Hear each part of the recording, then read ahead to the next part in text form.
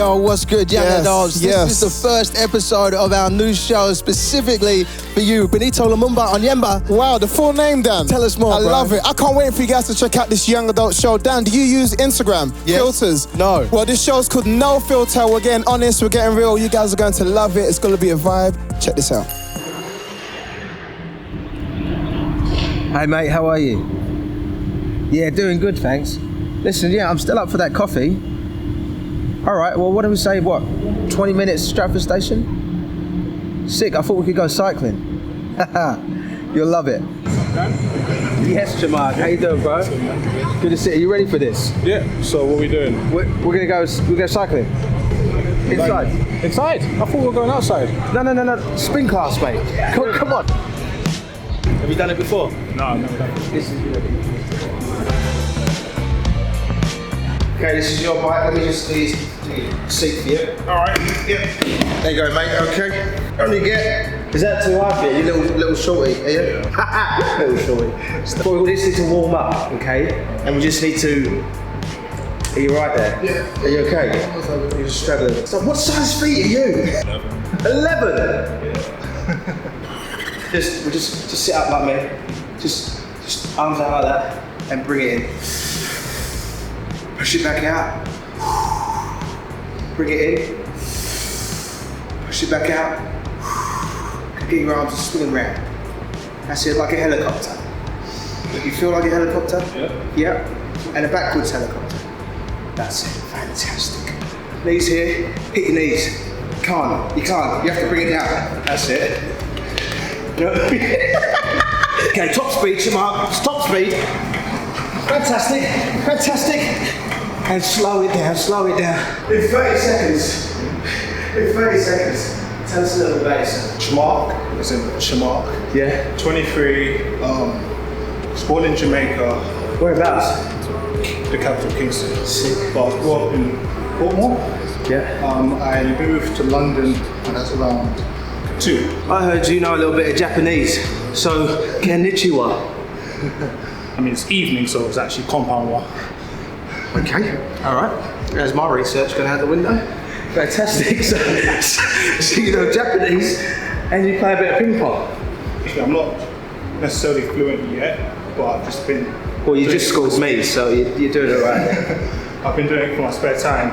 Ping pong, I started playing it from, I think, year 7, year 8. I played a little bit of that, and I think eventually I just started to just train myself on my own. Yeah. And through that, I think I got really good. Was one of the best in college, not to brag or anything like that. So you're quick with your hands? Yeah? Hand-eye coordination. We're just go woof. Just imagine you're hitting a ping pong. Don't know why you do this, but just imagine you're doing it. Yeah, you feel that? Fantastic, I love it, mate. So, you've been coming to our church for what, just over a year? Just over a year, yeah. Amazing. One of the things I love about that is that you got yourself into a crew. Tell me a little bit about your crew. I guess around a week, 10, 15 people show up. Yeah. I think at first I was really nervous, didn't know how I fit in, but now it's really one of my favorite places. It's just very free flowing, easy to connect with the guys, girls, whether it's leading discussions or take part in sessions here and there. But I just like the whole inclusion. Sick. Yeah.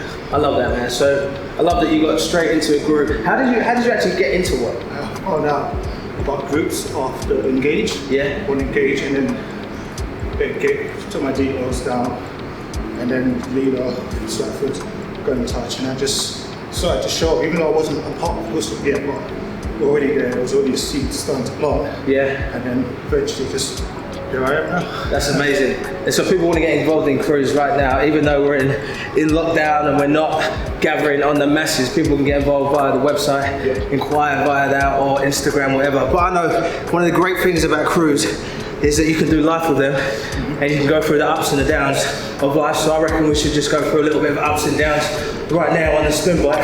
So you ready to go up? Right. Ready on my count? 1, 2, 3, up! Come on, let's go, get ready, go!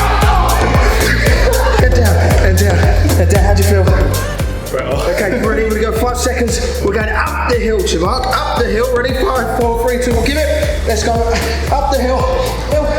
Up the hill. All right, stop down. Stop. You're going downhill. Enjoy it. Take it in. A few bumps, a few rocks.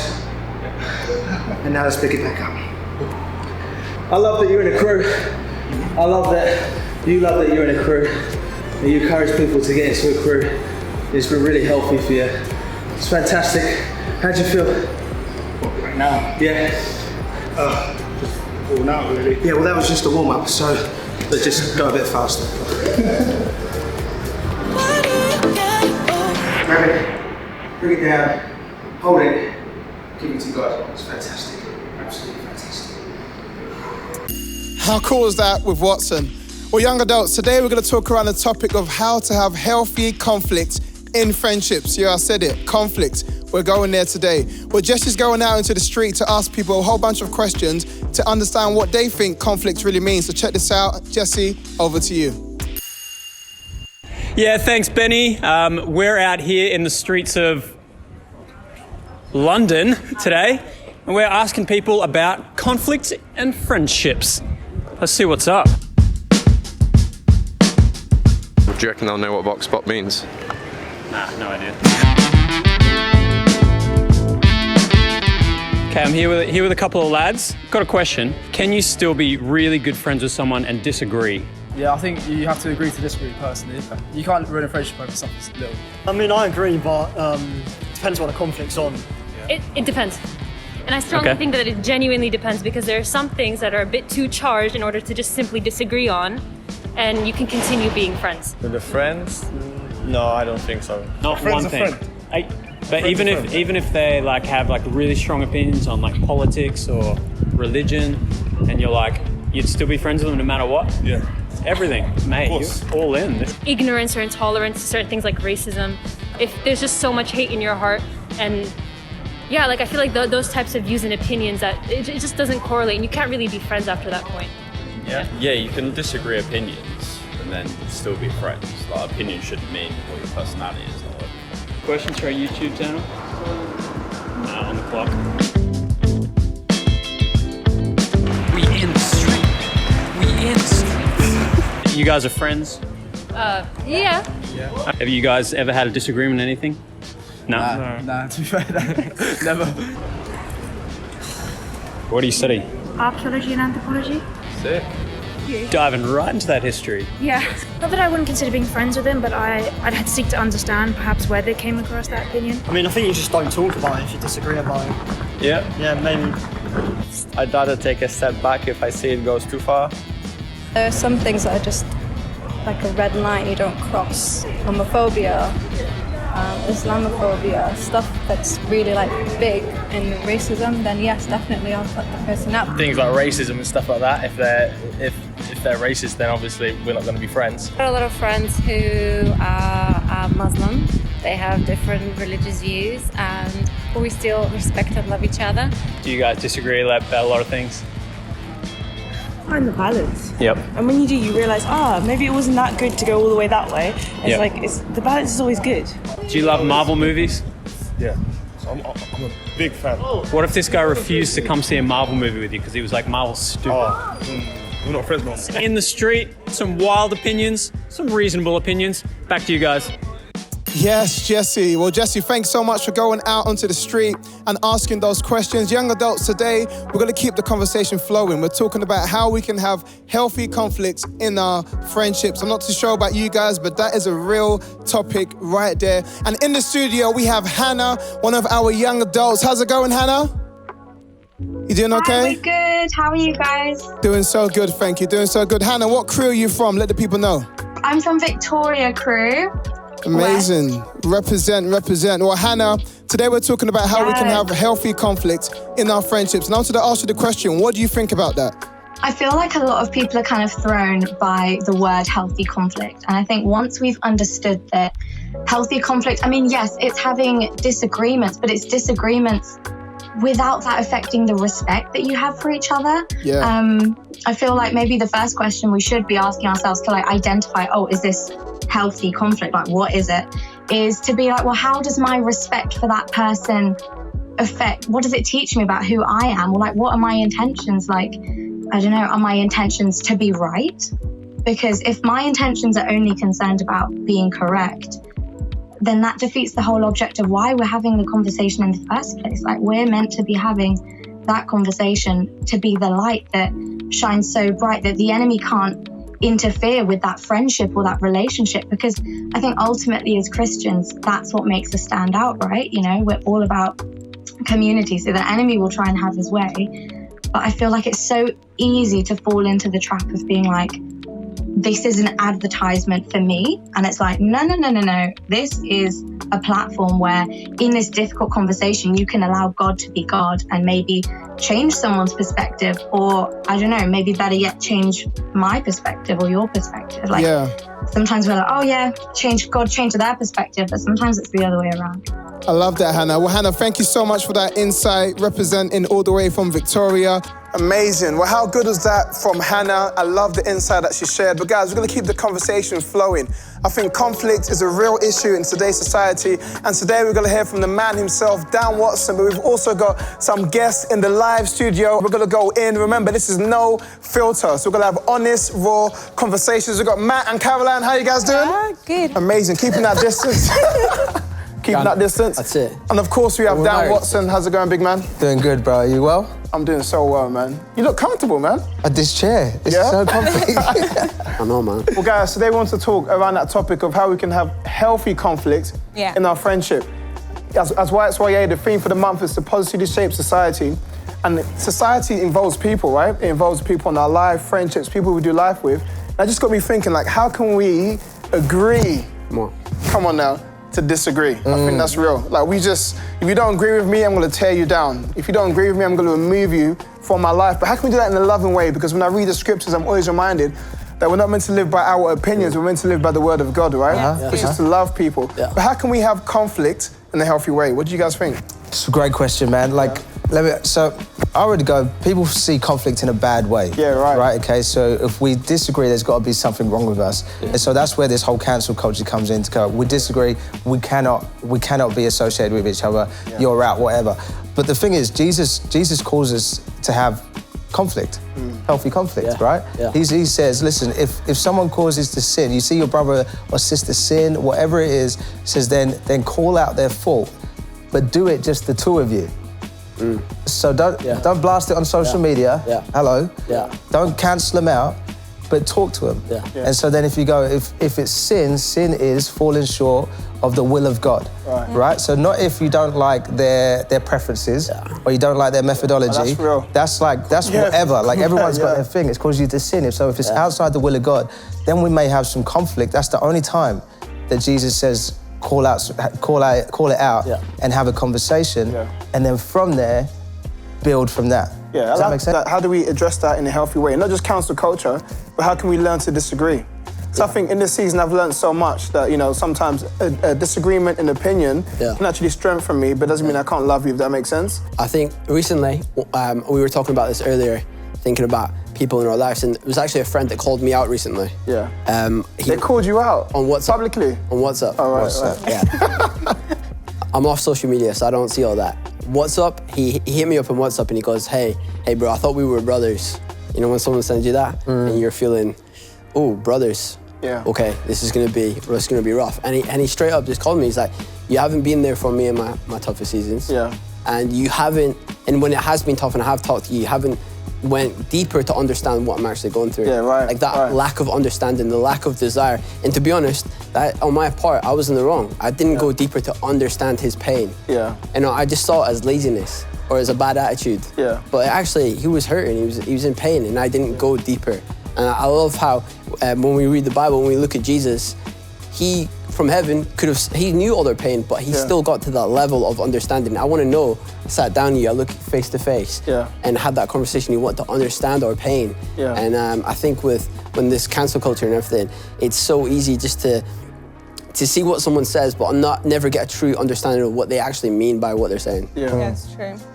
I think as well, man, that's why like conversation on the phone or face to face or on Zoom You know what I mean? Because that's how we are these days.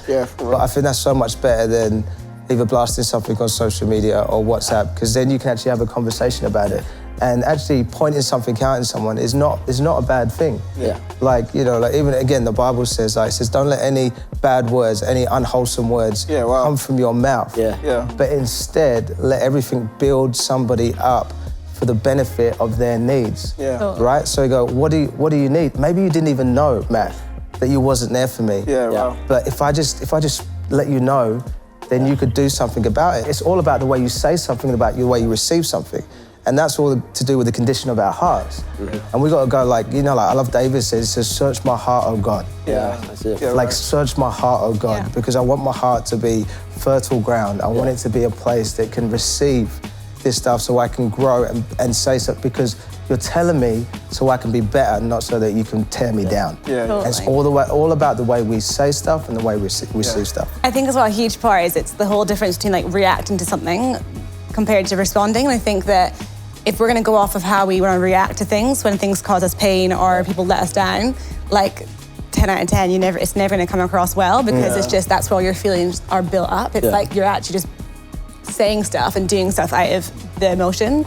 I think that we've got to learn to actually stop and actually process, okay, why is this hurting us? Because I think so often conflict can actually come from an inward conflict. It's stuff that we're dealing with. It's stuff that we're like frustrated with. So when something happens, we're triggered all the time. But it might not even necessarily be what's triggered us. It's actually like, oh, that's just touched a nerve. And that's often actually something that we need to take on responsibility to fix and not just blame others. But I think it's also at the same time, it can be really helpful. I personally think conflict's a really great thing, because you can strengthen relationships with conflict. It's awesome. Weekly, we will sit down with each other and be like, hey, what are we doing good at being a husband or a wife, but also what am I doing bad at, and tell me. So each week we've actually got something that we have to say, well, this you could be better at. But it's always coming from a basis of, it's because I love you and I know that you could be better, or we could be better, and this friendship could be better if you were to do it like what you did with you. So I think that those things are quite important.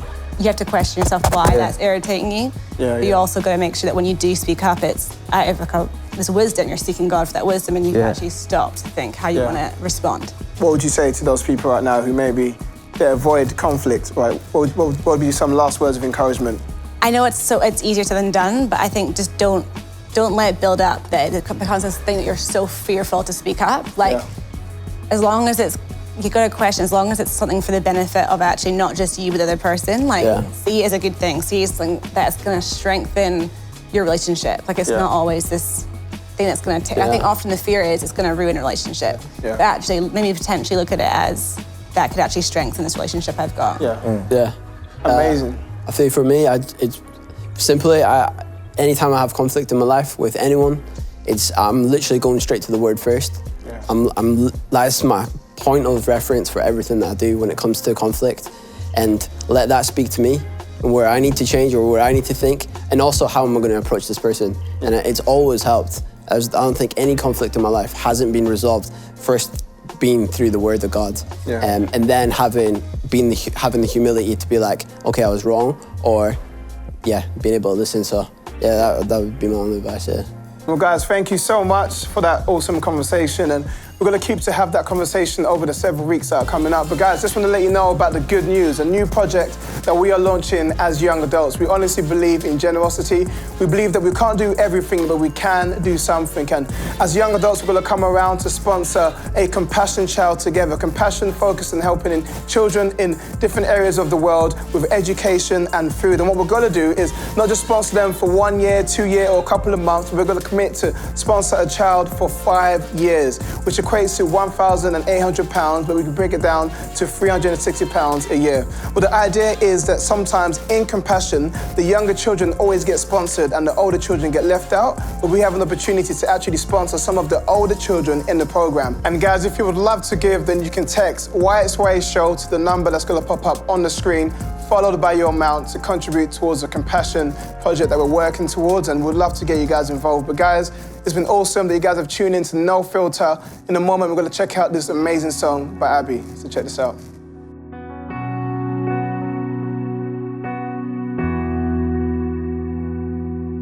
There is a God who came to earth in the flesh and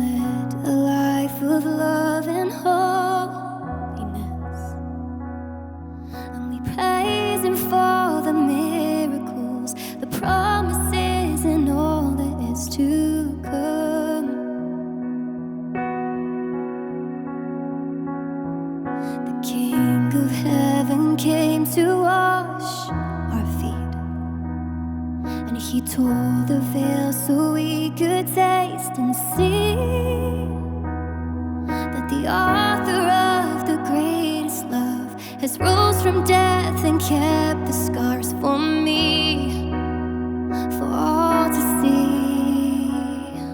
Gentle healer, loyal friend, present Father, heaven sent. In this moment, as I am, you're seeing something, you're making something beautiful. Something beautiful.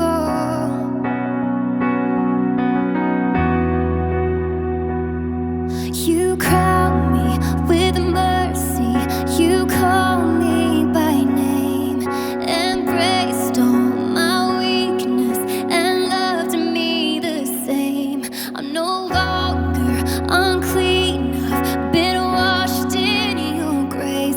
Oh Jesus, you are,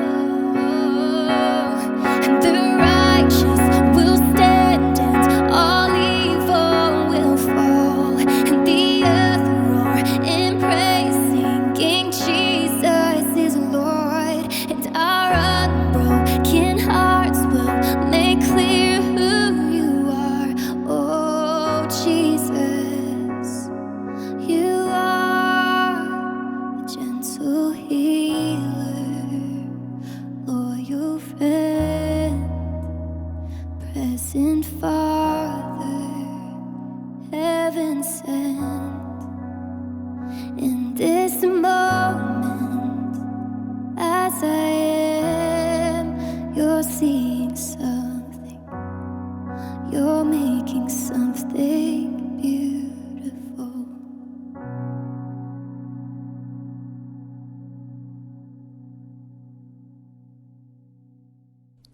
Hey, thanks for watching No Filter. Make sure you like, subscribe, or check out some of our other videos.